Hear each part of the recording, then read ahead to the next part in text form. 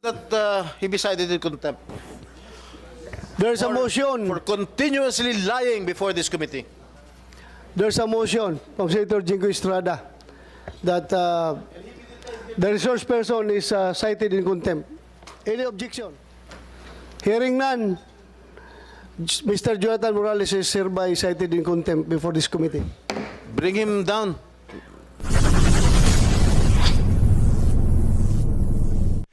Okay. Mr. Chairman. You want to say something? Yes, Okay, go ahead. yes, Mr. Chairman. Ang sa akin po, no, na-comply ko po yung hiningi ng recruitment committee nung araw po na yun, nung time na yun. Kung ano man yung mga sinasabi na mga lacking, na-comply ko po lahat yun. Kaya po ako na-appoint, Your Honor. Yun po yung sa akin. At hindi po kung ano man na merong kulang. Basta po ako, kinumpleto ko po lahat ng hinihingi sa akin ng PIDEA at pinag-aralan po nila yan, yung sinabmit ko na PDS at yung lahat ng mga sinabmit ko na mga clearances. Pinag-aralan po nila yan at yun po yung naging basihan nung kanilang pagtanggap po sa akin. Yung pong... Walang problema, Mr. Chair. Jonathan Morales, walang problema patungkol dyan sa compliance mo. Kaya nga, na-point ka eh. Nag-comply ka sa requirements. Pero ang tanong ni Senator Jinggoy, itong particular piece of document, yung PDS mo kasi, nakalagay doon no. So, he's asking about misrepresentation on your part sa paggawa mo nitong PDS na ito. Kaya yan ang tanong niya. Yan ngayon, dyan tayo nakapokus. Wala akong problema, appointed ka. Hindi ko man pwede sabihin na sila General Santiago, yung mga former PDEA officials noon ang tawag yun, mga pabaya sa kanilang trabaho. Hindi ko sinasabihan na pabaya sila. Pero ito lang, particular question yung PDS mo. Yan lang ang tanong ngayon ni Senator Jinggoy, which you should answer truthfully.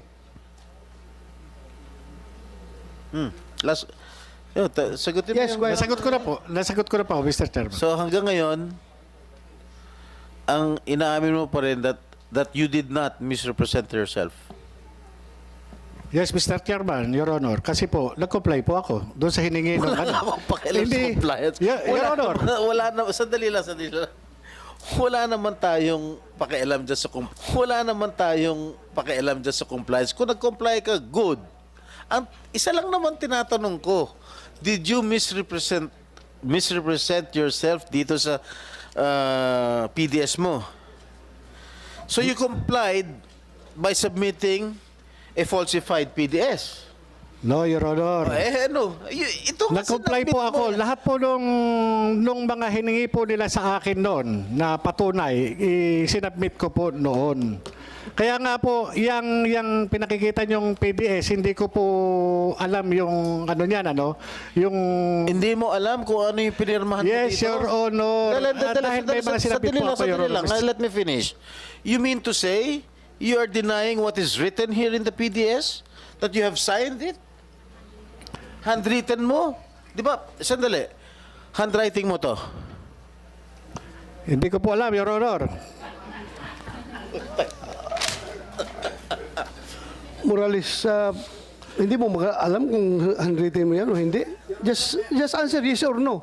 Your Honor, Handwritten mo kaya yan? nga po gusto ko pong makita yung original, Your Honor. Certified true copy. Sandali lang. Certified true copy na nga ng PDEA yan. Andiyan na, certified true copy. Tingnan mo lang, yung pagkasulat na yan, o sa'yo o hindi. Hindi yung sabihin na, hindi ko po alam. Yes or no lang naman ang sagot yan. Kung sulat kamay mo yan, makita mo naman yung strokes kung sulat kamay mo yan. Your Honor, Your Honor, Mr. Chairman, ako po ay nag-submit ng mga dokumento at pinag-submit ako ng recruitment committee. Sa akin po, kung ano man po yung mga ipinatatama nila o yung mga kulang, yun po yung ibinibigay ko. Ako po yung mga dokumento ko, personal na dokumento ay naroroon po sa opisina, sa IIS.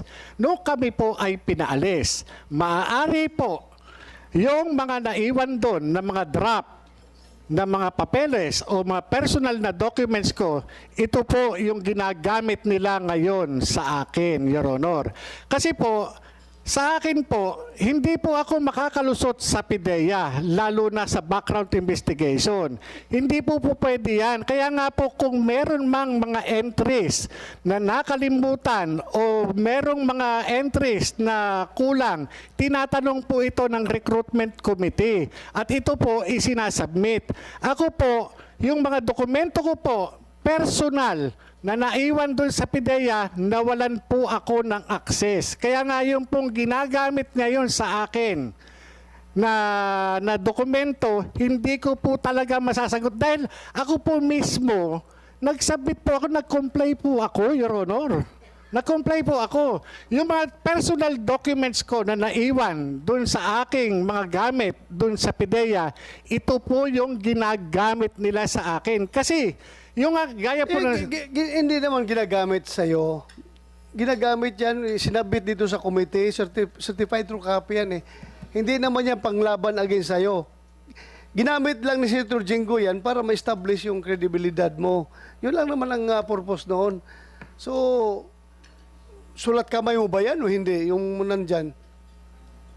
Your Honor, hindi ko po ngayon Your Honor, ano nyo sa akin para mapag-aralan ko. Kaya nga po hinihingi ko yung original, Your Honor. Kasi, Your Honor, kung maiintindihan niyo ako, Mr. Chairman, naintindihan kita. Oh, okay na. may Sige. mga dokumento ako na iwan sa PIDEA, Your Honor. Kaya nga po, nung nag-apply ako, may mga lacking ako na hiningi ng PIDEA. O eto, merong ganito. O, meron ka bang maibibigay na katibayan? Ako po, nagsasubmit naman po ako. Dumaan po ako dun sa sa maingat na pagsusuri, mahigpit na pagsusuri ng PIDEA, Your Sige, Honor. thank you. Senator Jinggoy, no more questions? Mr. Chair, hindi raw niya maintindihan kung handwriting niya ito. Papayagan niyo ba ako mag-request sa kanya kung pwede siya pumirma? Yung kanyang pirma lang para mai-compare ko. Yes, Or go ahead. does it- You can do that.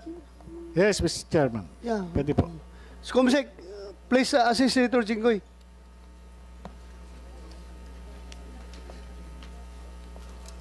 I would like to acknowledge the presence of Senator Bongo. Thank you, Your Honor, for coming. You want to... Later, okay, thank you. Magandang umaga po sa inyo lahat. May hearing din po ako, Mr. Chair, sa Committee on Health. Ayun po, ongoing rin po. Pakita lang ako dito sa iyo sa Vice Chairperson. Mr. Chair, I was informed by the lawyer of Mr. Kumar that the doctor of Mr. Kumar has already gave permission for him to testify virtually, if you will allow it. But I have reservations, Senator Jinggoy. Yes, sir. Please understand my position na ang pangitingnan na nasa hospital bed siya, ini-interrogate natin, tinatanong natin ng mabibigat na questions. Ayaw ko po. Okay. Kaya pasensya na kung I appreciate his interest to be present online.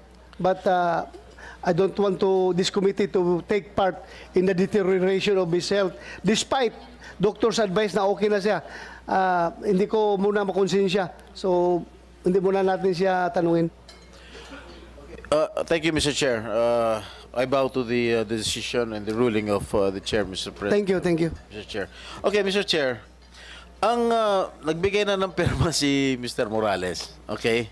Mukhang malayo sa pirma niya rito sa PDS. Okay? Dito, yung stroke ng kanyang pirma sa PDS, medyo may pabilog-bilog. Dito, initial na lang. Short version.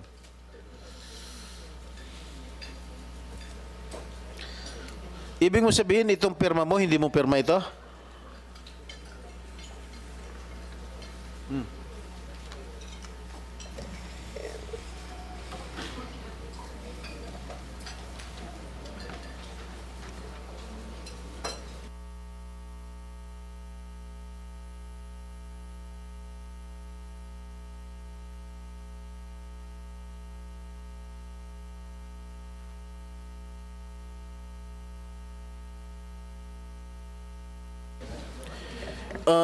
Mr. Pidea, Director Lasso. Your Honor. Sandali lang, excuse me. Director Lasso, bukod dito sa PDS, meron pa ba kayong ibang dokumento na meron siyang pirma? Yes, Your Honor. Meron kayo copy dyan? Aside from the PDS, aside from the PDS. Para may compare ko lang. Yes, Your Honor. Mr. Morales. Your Honor, ganito po yung pirma ko dati. Ba't hindi mo pirman ngayon? Oh, Gayahin mo yung pirma mo. Iniba mo na pirma mo? ito na po kasi yung pirma ko ngayon eh. Kung bakit kahit So, makita nyo okay, sa... wag na. So, inaamin mo, pirma mo yan? Opo. Ayan. Mr. Chair, Ganyan po yung pirma ko noon. he has admitted that it is his signature. Confirm signature niya. Iniba na lang Yung yung dalawa, pirma niya yung ngayon. dalawa na signature sa kanya yun? Iniba niya yung pirma niya ngayon, Mr. Chair. Your Honor, yung initial na yun po na ginagamit ko na po ngayon, matagal na po, ilang taon na kahit na nando pa po ako sa PIDEA eh. Yes. Yun po yung ano, kasi yung isang pirma na mahaba, mahirap eh, ano, kung palagi ganun. Mabilisan na pirma lang po yung ginagamit, Your Honor. Well, ako... So, ibig sabihin, Go ahead, Senator Jinggoy. pirma mo to, in-admit mo na pirma mo. Handwriting, so, inaamin mo rin na handwriting mo to. Your Honor, yes. Kanina sabi mo, Hindi, ngayon ko lang po talagang tinitigan, Your Honor. Your Honor. kanina ko pa nga tinatanong sa'yo. Kanina pa nasa iyo to eh. Ngayon, inaamin mo na. Kanina, hindi mo inaamin. Ano sagot niya kanina? Hindi ko po matandaan kung handwriting mo to. Ngayon, natandaan mo na handwriting mo. Mr. Chairman, Yes, go ahead. ang importante, merong pagkilala at hindi po yung pagtanggi. Sa akin, nung una talaga, nung bigla natin. Kaya nga, ngayon, yung binigyan niyo ako ng pagkakataon na talaga examinin, Your Honor. Kanina ko pa binigay sa'yo to. Your Honor, kaya nga po, Your Honor, Mr. Chairman, yung mga dokumento, marami akong dokumento na naiwan sa PIDEA doon sa opisina. Kaya nga po, sinasabi ko, yung compliance doon sa mga pagkukulang doon sa dokumento ay na-comply ko po doon sa recruitment committee, Your Honor. Sige. Huwag na tayo mag-usap sa compliance. Wala naman relevance yung compliance mo sa PDEA eh. At tinatanong ko itong PDS. Now that you have admitted that this is your handwriting, that you were the ones who filled up this information sheet. Okay. Were you not aware of question number 25 ito? Ano ba? Labo eh. Again, inuulit ko. Na-drop ka na from the role sa PNP and still you answered no. In the negative. Why was that? Your Honor, Please. hindi yan yung official na isinabmit ko doon sa PIDEA, Your Honor. Kaya nga hinahanap ko yung original. Kung sinasabi Your Honor, Alam mo, huwag mo nang subukan na i-cite kita yung contempt, ha? Pinaiikot-ikot mo kami, pinaiikot-ikot mo itong committing to. Huwag mo subukan. Talagang isa-cite kita ng contempt. Pidea, Yes, Your Honor. photocopy to. That is a certified true Certified copy of photocopy. the files in PIDEA, Your Honor. Oh. Why did you misrepresent yourself at sinagot mo no? Your Honor, walang misrepresentation. Dahil ang pinag-aano ko rito is yung official document na mismong tinanggap ng PIDEA.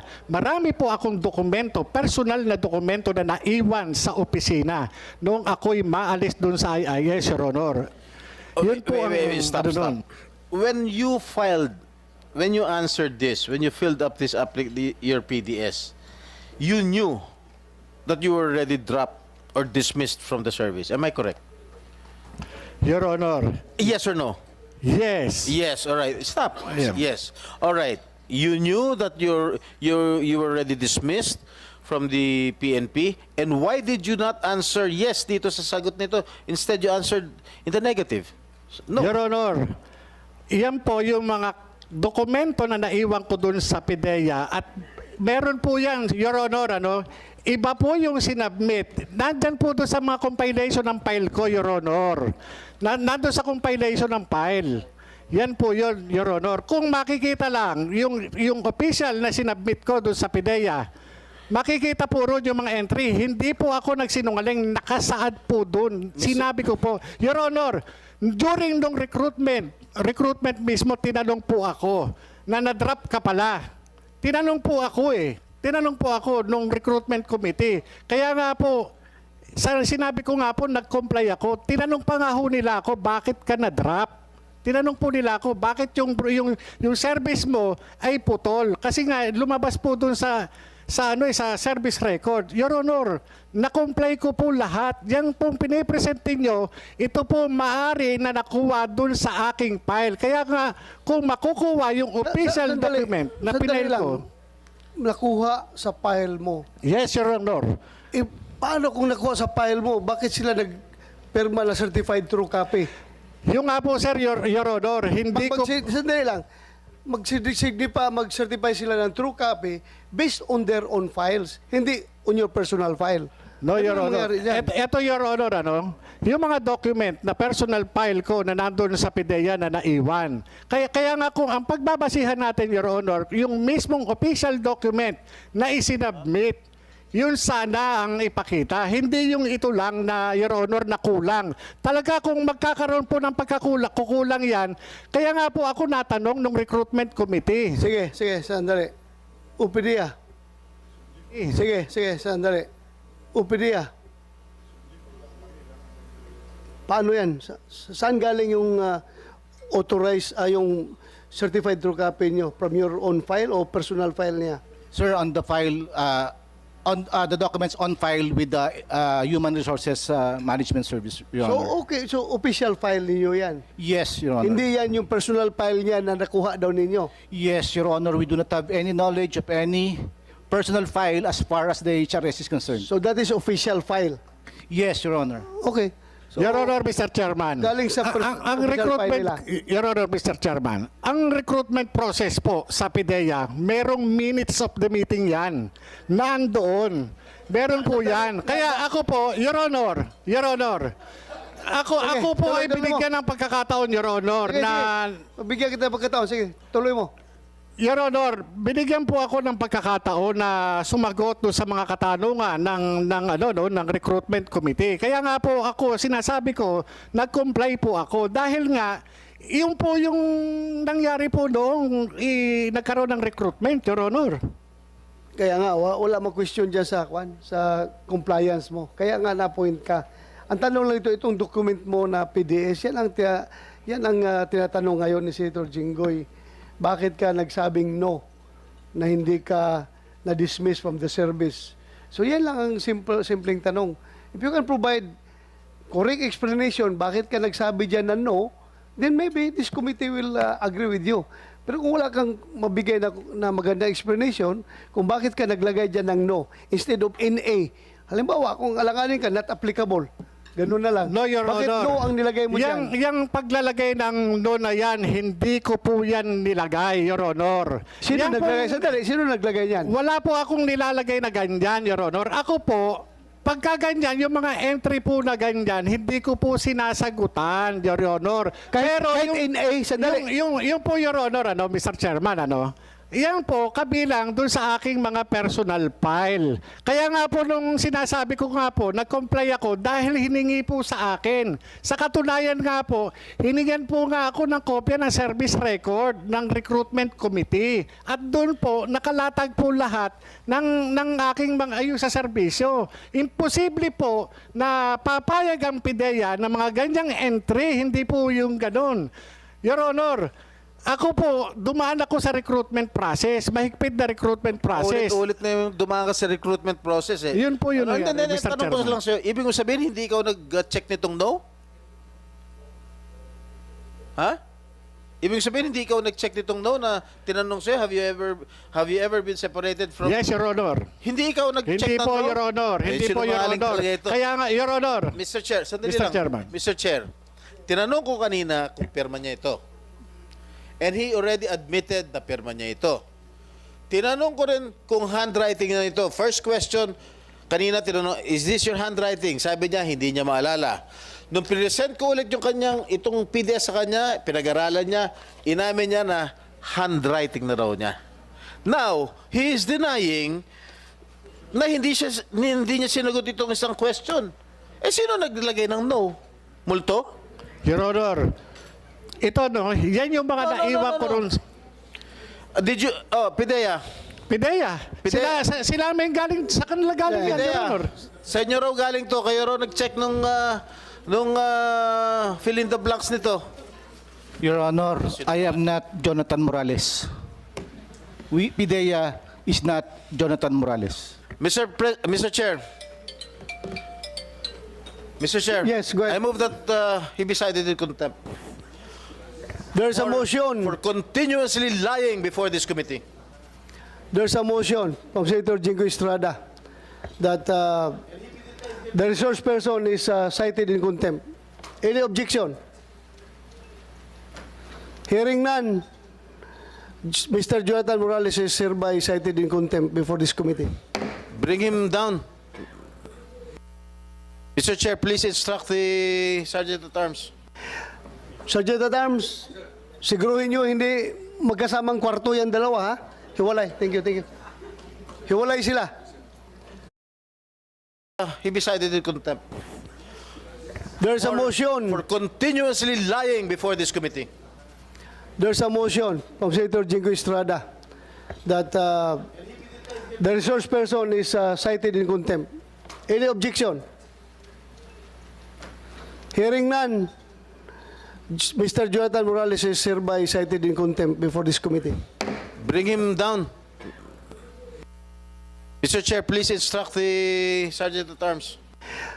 Sergeant at Arms, siguruhin nyo hindi magkasamang kwarto yan dalawa, ha? Hiwalay. Thank you, thank you. Hiwalay sila. I just want to be fair in this committee. Just want to be fair and to be transparent to everyone. That's all.